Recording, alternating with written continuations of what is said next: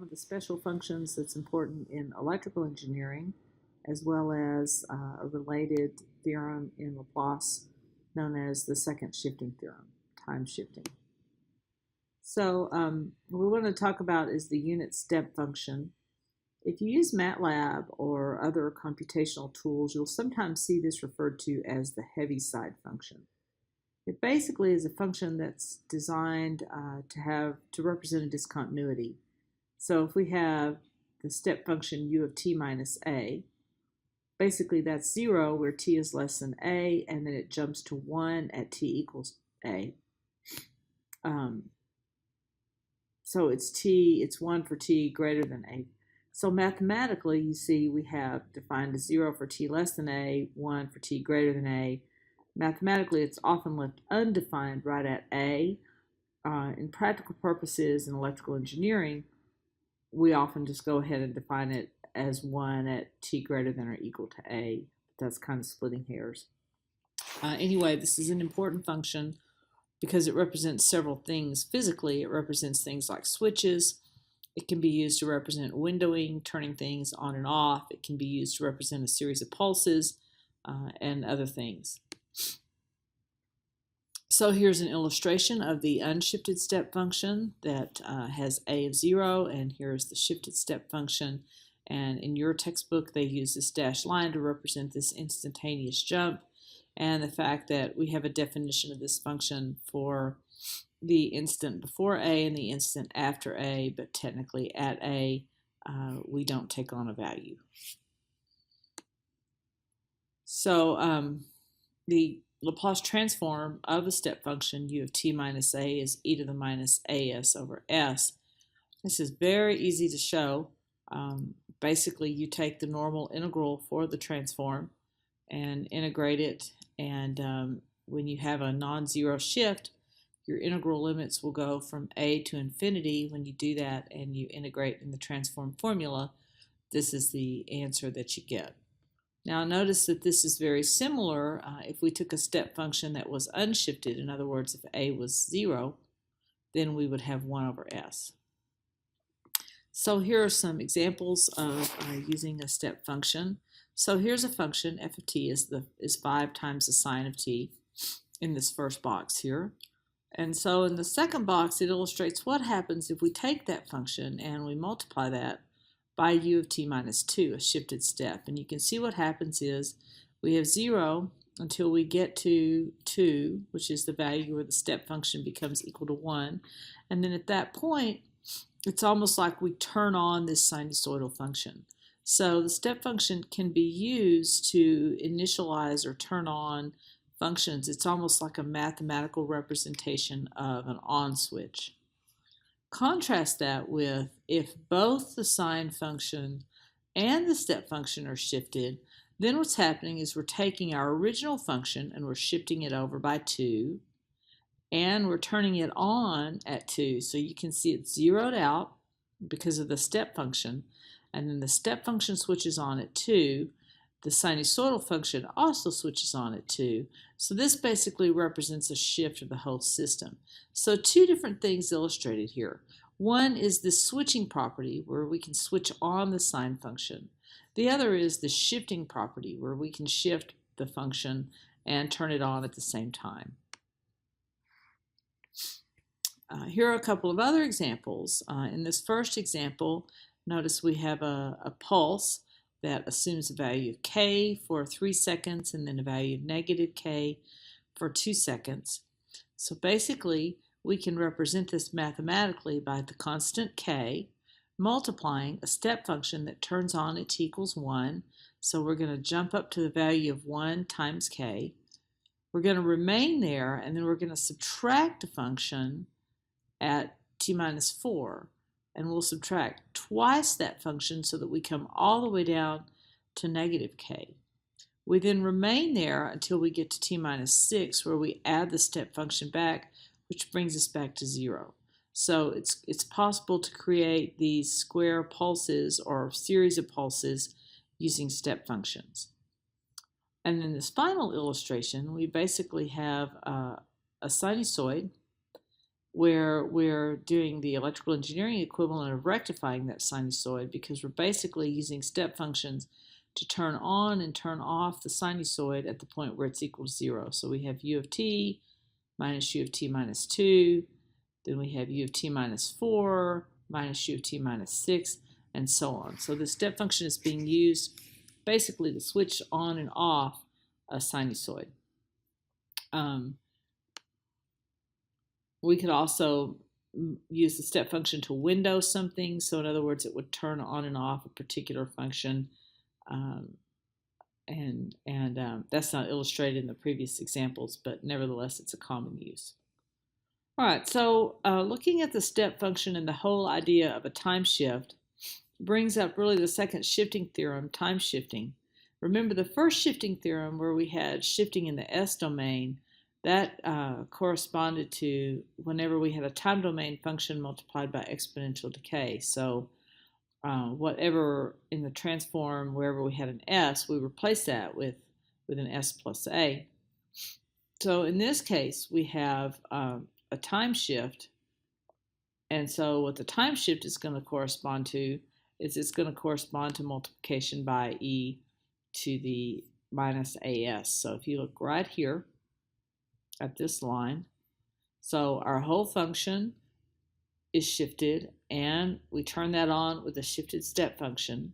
So that's going to be 0 for t less than a, and it's going to be f of t minus a, our shifted function for t greater than a.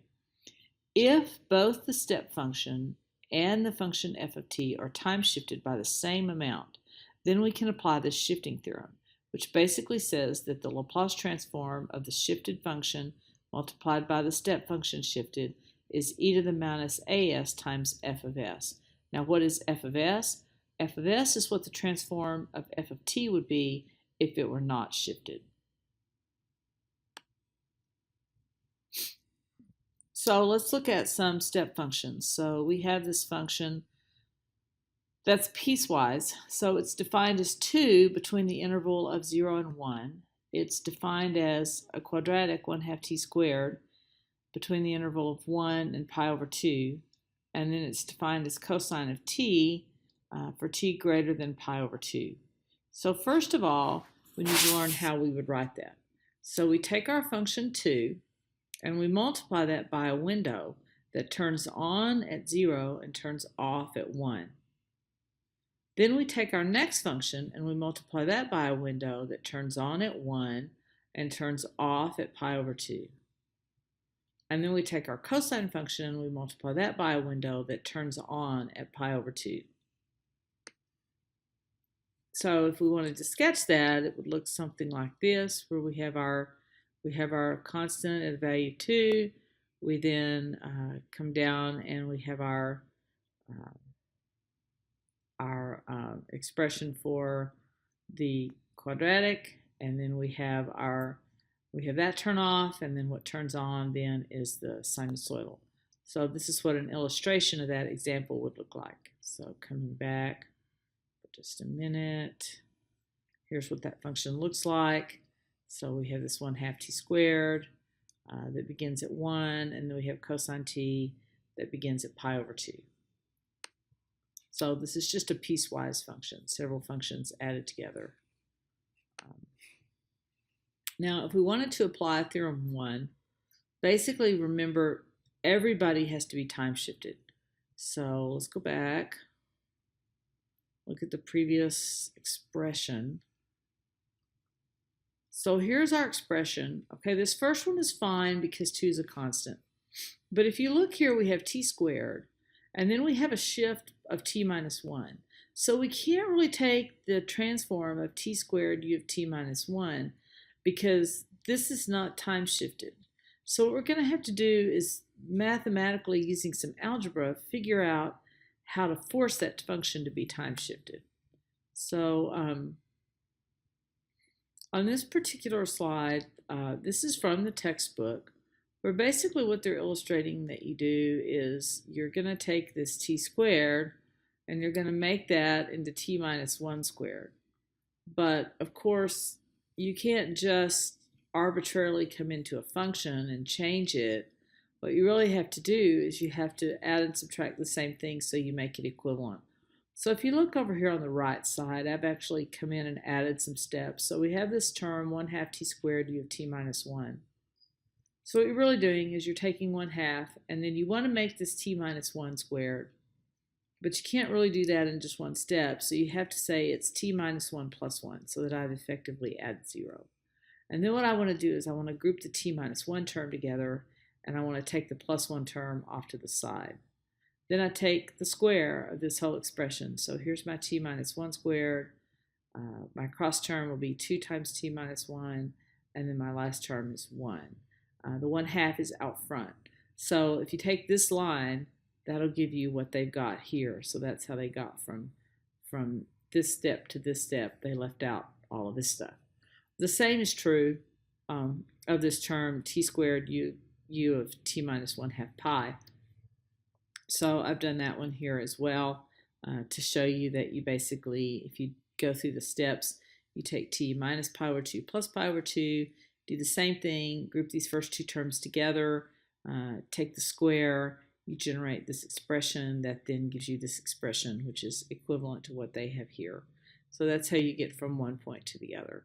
Then once you get to this point where you have everything time shifted with the same shift, then it's very easy to take the inverse transform term by term. So you can see this first term is going to be, since you've got squared in time, that comes out as 1 over s cubed. Here is our minus e to the minus s. Why minus s? Because the time shift is 1, so it's e to the minus as, and a is 1. And then the second expression, same thing. You've got the s cubed coming from the t squared term. You've got the s squared coming from the t term. You've got the 1 over s coming from the constant.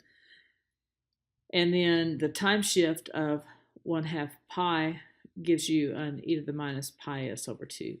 So if you've never done this before, this is worth working out so that you understand how to make things have a time shift. Now the cosine function is a little bit different, but it's going to have the same requirements. So we have our cosine of t. Our cosine function, notice here, is not time shifted, but our u of t is time shifted. So in this particular case, you can use a trig identity that the cosine of t is equal to minus the sine of t minus pi over 2. It's sometimes useful to have a handbook, a mathematics handbook, so that you can look up things like trig identities. So that gives us then easily, now everything is time shifted by pi over 2.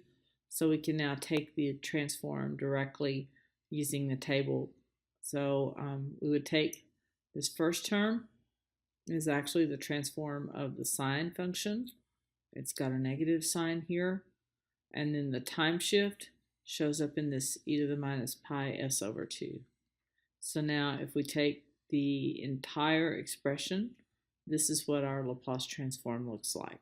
So you can see that these e to the minus s's and e to the minus pi s over 2, those are representing time shifts. This first term is unshifted, so it would just represent, if we took its inverse transform, that's your step function. This is a time shifted step that turns that constant off, and so on. So that concludes the discussion on the step function. The next special function that we'll discuss will be the impulse or direct delta function.